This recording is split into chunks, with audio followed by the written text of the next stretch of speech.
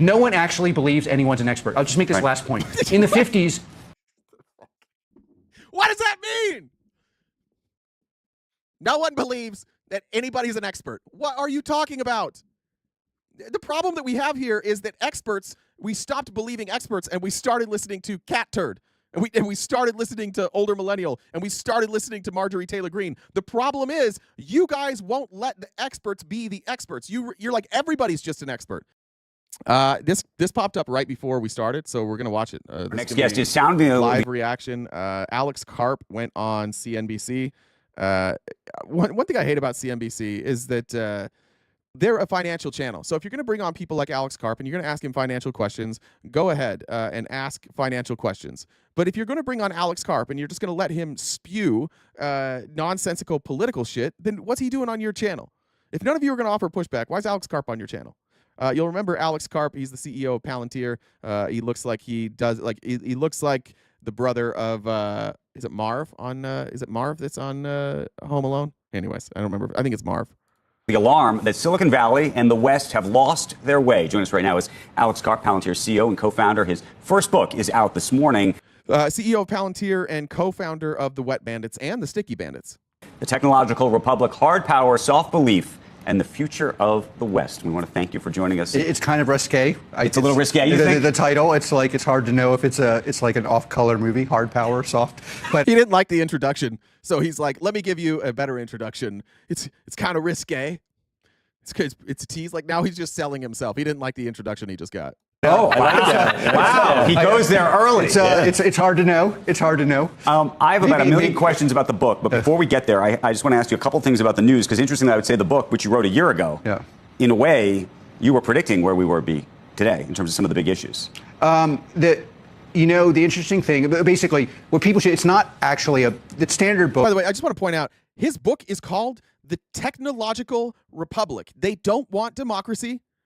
They want to be in charge. And I'll get to some of this stuff later, but like, just look at the book.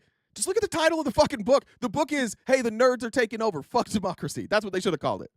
Shout out to nerds, like the cool nerds, not the ones who were like nerds and then sold out for money. Shout out to the cool nerds.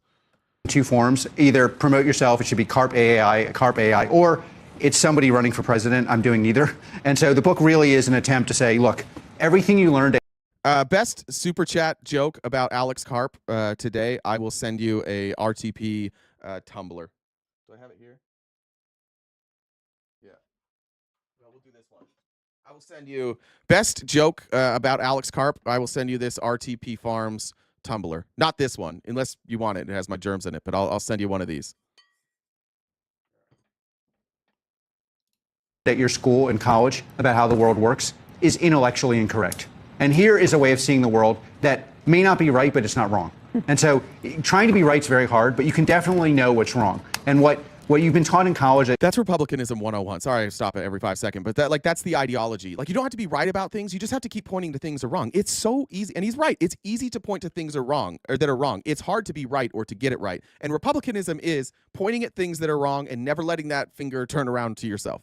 That you basically should have no beliefs, that the West is inferior, that the intellectual tradition of the West, it leads to self-flagellation and losing on the battlefield, losing intellectually, losing your party, losing your country, losing your border, that your institutions can't work because we're so good. It's actually wrong. And the West was actually never about that. And you can be good, decent, and win, and be intellectually correct. And what was absolutely spot on about what's in the book is we have this technological revolution.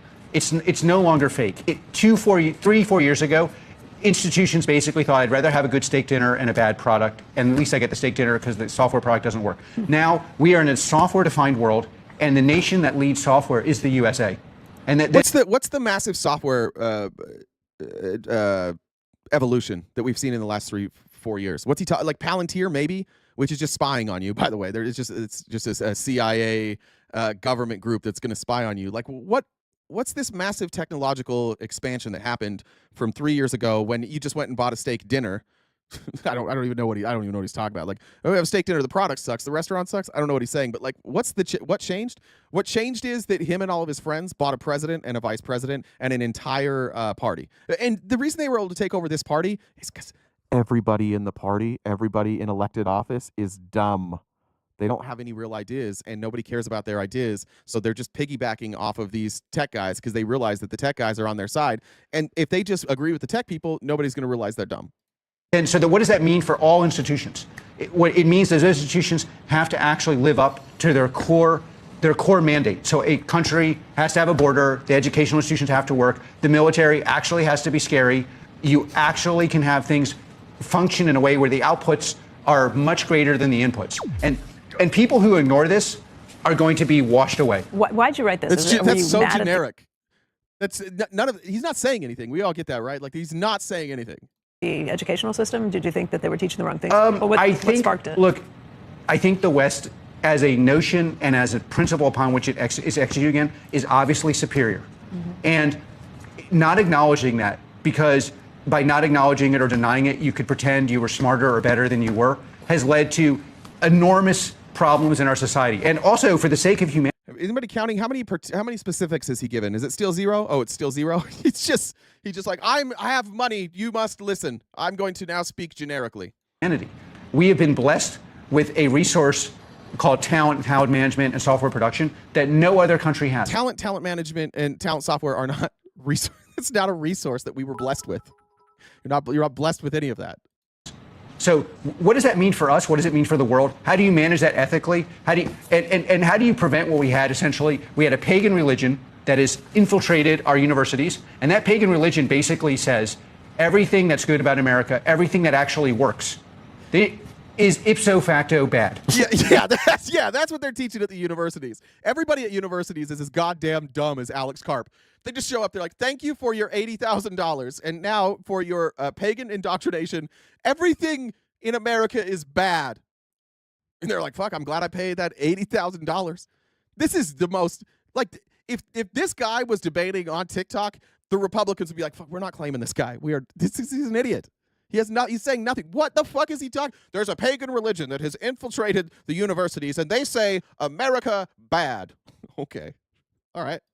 And by the way, you can't talk about it not working because it's a religion. So it's not even it's a new religion. It's not an old great religion. Talk about it. Judaism, Christianity, Islam. It's a new religion, and the tenets are West is bad, nothing can work. If it works, it's bad, and the West is and that way of thinking has corroded every aspect of our society. Last not least, you're an incredible piece of garbage. Like, and your ideas are so bad that you have to create a straw man that literally exists nowhere. In order for you to sound sensible, you have to say, because you haven't offered any solutions, you haven't said anything remotely interesting or remotely substantive. So, and this is what he said at the very beginning. What you do is you point at bad, and you don't offer any real solutions. But if you do that, a bunch of fucking morons are going to follow you. So now you create this straw man that doesn't exist. Universities are a religion that say everything America does is bad. Nonsense. Nobody says that. No school says that. We're the ones defending the Constitution right now. We're the ones that are like, hey, we kind of like that document. Could we not hand over the Constitution to Elon Musk real quick? Could we remember that there's checks and balances? Just real quick. Could we not get rid of all the judges who provide a check on the executive branch? Just real quick. And Congress, could you control the purse like you're supposed to? Just real quick. And he's like, you're saying America bad. All right. Like, if you have to dumb it down to that level, then you don't have a very good argument. It leads to a situation where you get a complete corrosion of all institutions and to a legitimacy crisis. So no one actually believes anyone's an expert. I'll just make this last point. In the 50s. What does that mean? No one believes that anybody's an expert. What are you talking about? The problem that we have here is that we stopped believing experts and we started listening to cat turd. And we started listening to older millennial, and we started listening to Marjorie Taylor Greene. The problem is, you guys won't let the experts be the experts. You're like, everybody's just an expert. This is your argument. This is right-wing argument. How are we the party, or how are we the side that doesn't believe in experts when we're begging you guys to believe the experts all the time instead of fucking cat turd? If there was this famous professor, Ken Arrow, and if Ken Arrow said you were smart, you got tenure. And why did that happen? It was because people knew Ken Arrow is smart. The institution he represents is the best in the world. There is no... Let me offer a counter to that. Republicans believe if you are rich, you are smart. And if you are not rich, you are dumb. And so by default, if you are rich, you are smart. I don't know who the hell I don't know who Professor Arrow is. I've never heard of Professor Arrow. I don't know who that is. I have this sneaking suspicion that he is not the one choosing who gets tenure and who doesn't get tenure. But he's describing what they do. You remember the debate I had the other day on Admir's Live? That's where remember when they get pigeonholed? They're like, oh, well, do you have $1 billion? No. Okay, well then shut the fuck up. Oh, okay. Got it. Yeah, only rich people are smart. That's what they're doing. Alex Karp hasn't said anything here. He's on CNBC, not because he's smart, but because he's rich. And they let him talk like he's smart because he's rich. Honestly, the only thing like that currently in tech is a Palantir degree. If you work for Palantir, everyone knows you're good. And that's basically, none of these, like when we went to school, the schools actually had credibility. The people, the science. That only works if you worked for my company. If you worked for my company, you're smart. Nunya Business says, Alex offered his forehead as a canvas to screen Birth of a Nation at the White House. Toby says Alex looks like the Grand Wizard of the Titty Milk Boys. FOD dating app dating Alex Karp is dangerous. He's already been inside your phone, your emails, and your porn selection before you even text back. Who would want to know what he gets inside before dinner? Also, this guy has offered his 6 head as a canvas for screening Birth of the Nation. Yes, well done. I think so far I've been liking the Birth of the Nation one so far. That's the leader in the clubhouse. Well done, Nunya. Was actually science. You could. Okay, so let me just ask, and then I want to actually get into some of the news, but what would you do to bring it back, and do you think we're on that path now? Well, I think actually, so one of the things that's not in the book, I think if you read the book, it reads like it was written today. But so one of the things that I would, if I were writing the book today, there's a sense that people have that there's a pendulum swing. So if you if you look at institutions that are failing and you talk to the smart. A pendulum swing is like this, by the way. It's not like this. It's not like this. That's not a pendulum swing is. People there, universities, UN, Democratic Party, they'll tell you there's going to be a pendulum swing back. But AI is actually breaking the pendulum spring. I think he might be talking about I don't think he's talking about pendulums. Maybe he's talking about like the Overton window, shifting the Overton window. I don't know what he's saying. It's certainly not a pendulum swing, but this guy's brilliant. So what Europe thinks, if you like, I spent half my life in Germany. You talk to smart Germans, they're like, okay, we're having a bad time. We're going to have a good time. We did this under Schroeder. It'll come back. We don't actually agree with all the stuff that people say. We can't say it publicly. That's what they say. Okay, but what they're not understanding is the technical revolution now is so great, you got to get on the train. Because that train is leaving, and there is not going to be a swing back. So the part I left out in my book is that we've taken over. Do you hear what he's saying? The part I left out in the book is if you don't join us, you will lose. It's over for you. We have so much power, and that was left out in the book that I wrote 3 years ago because I didn't know how easy it was going to be to buy Donald Trump. But now here we are, and he's telling you the tech world. He hasn't mentioned Trump. He hasn't mentioned it. The only thing he's actually mentioned is Palantir. These people believe they are running the world, and they're not way off right now.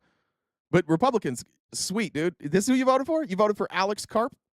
Because he's saying they're running shit. He's saying that it's them. They're leading the technological revolution.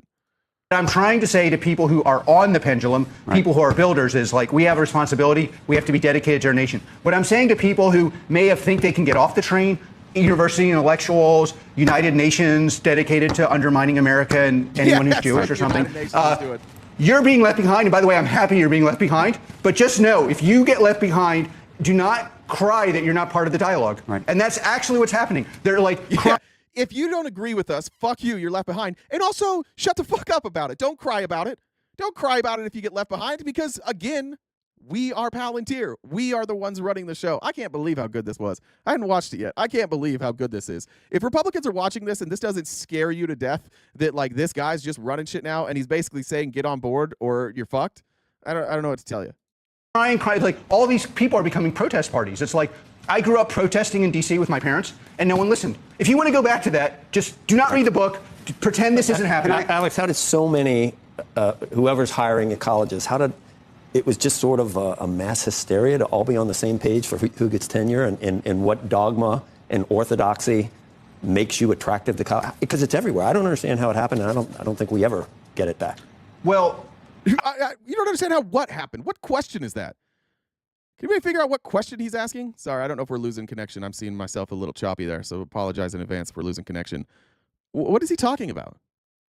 I think, like, they're dancing around it. What they're talking about is, like, trans people. That's what they're talking about. They're talking about the idea of trans people, and they may also be talking about people who think that that we shouldn't worship capitalism, that capitalism doesn't like solve all their problems. How do we get it back? How do we convince people? I've got an idea. You want to sell people on capitalism? Hear me out, guys. I know we've got some socialists here. I know we've got some communists here. I know we've got some capitalists here. We've got some mixed economy folks like myself. But let's just say I was in charge of marketing for capitalism. What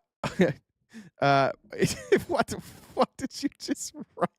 Let's say I'm trying to market capitalism. What I would do if I were in charge is I would make capitalism not give all the money to fucking psychos. And instead, I would design capitalism in a way that everybody had access to capital, and that access to capital wasn't determined by your current net worth. That if you were a poor person, you had access to capital, and you had access to upward mobility. If I was trying to sell a product that I wanted everybody to agree with, I would make it so that that product worked for everybody. And what you have here is a billionaire sitting there with 3 likely multimillionaires saying, I don't understand why these poor people won't just get on board with this. And how come these college students who have to take out hundreds of thousands of dollars sometimes in student loan debt, how come they don't think this is a good system? I don't get it. How did we lose these people? Well, you lost them because you gave money to this loser, and then you bring him on here like he's got all the ideas, and his answer is, hey, if you don't like what I have to say, sorry, we're taking over. That's the way it's going to go. That's the problem here. And not one of these people is like, I wonder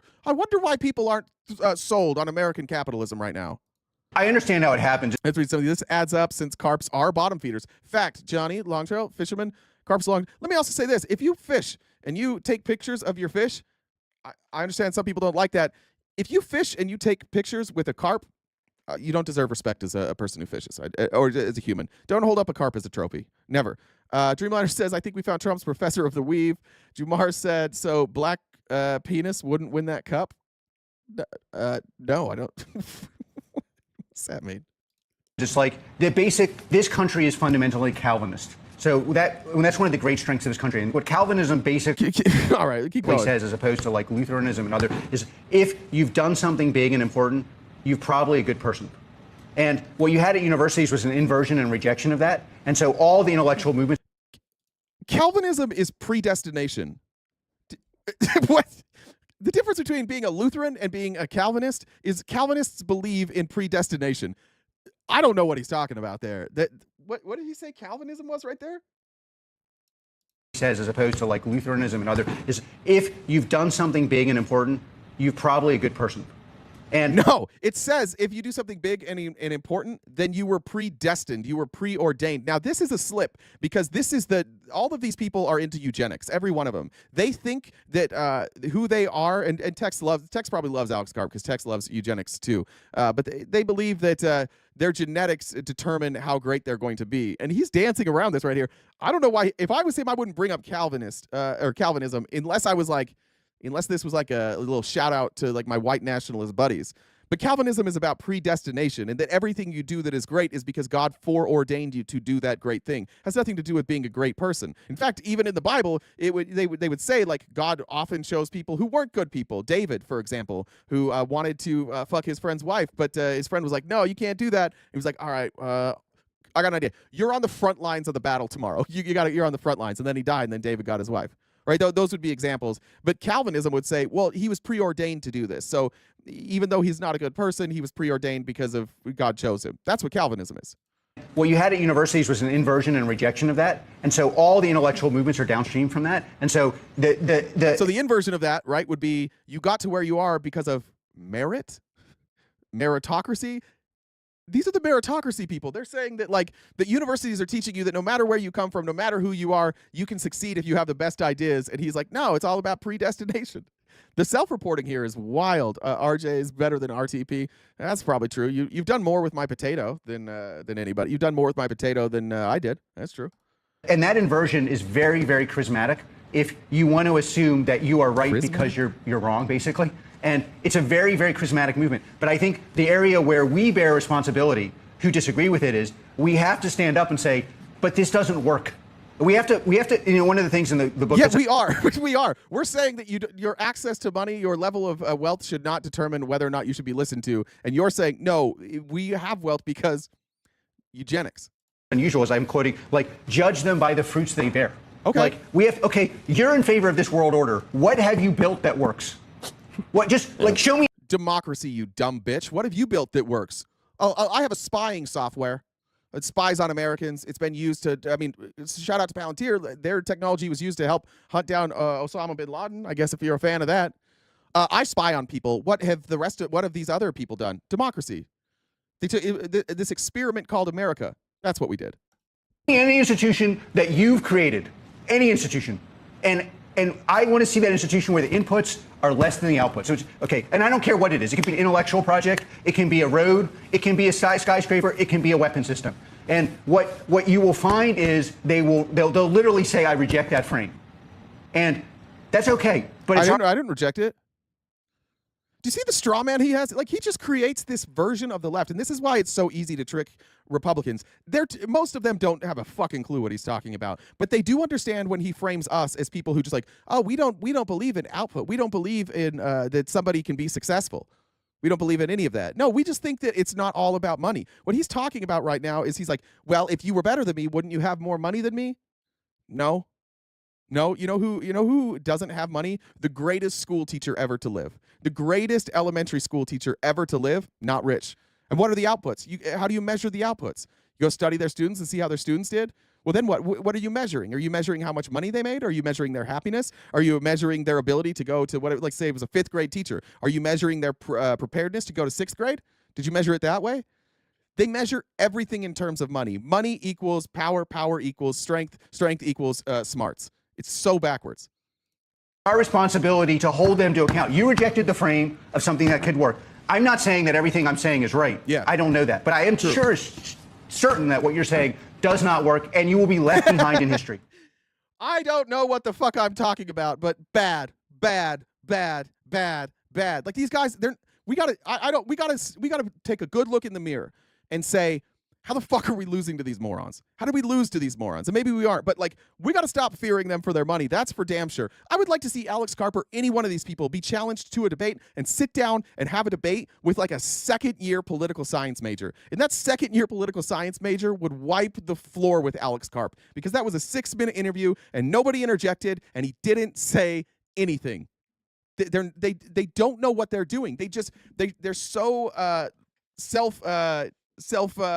masturbatory that they just like, oh, look how great I am, I have money, and then they don't say anything. There was nothing that was said there. The greatest minds in America are not leading this country. That's for damn sure. They're not offering anything different. They're just saying, let's privatize the government, which is what Republicans have been trying to do forever. And for the Republicans in here who are like, I want a smaller government, let's privatize things. Let's talk about it. Let's say you want to take your child to the park. You get to the park. It's $3 to enter the park because, capitalism.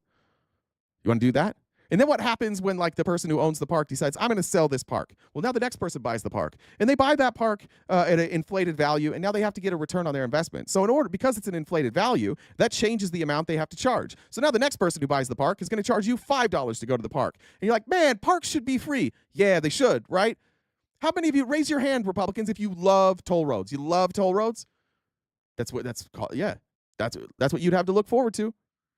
Driving down the road.